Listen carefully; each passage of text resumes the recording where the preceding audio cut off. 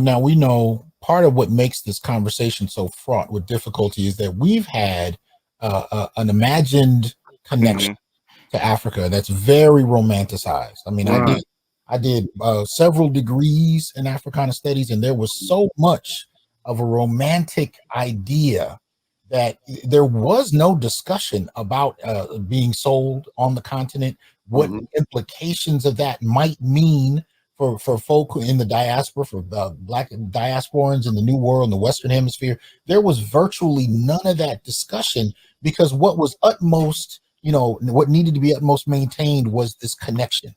And so it wasn't even a conversation about how Africans see us today. Europe then found out about the wealth that the Malian Empire had. They then made it a point to go down there. They picked fights.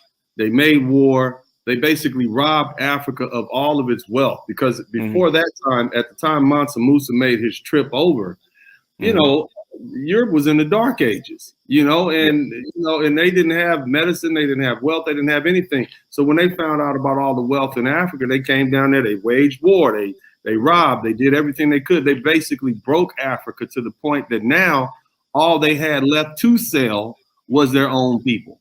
And so that's where the impetus came to begin to sell your own people. So when we look for the modus operandi, it's there. We see why you did it. You did it for money.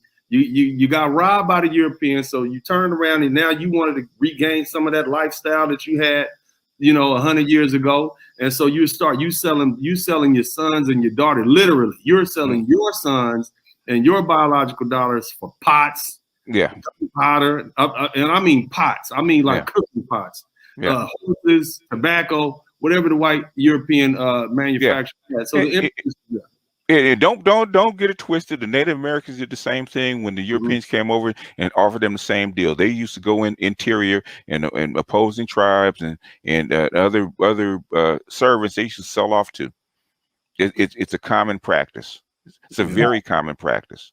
And the thing is that trade had been going on for 5,000 years before the Europeans ever even got there.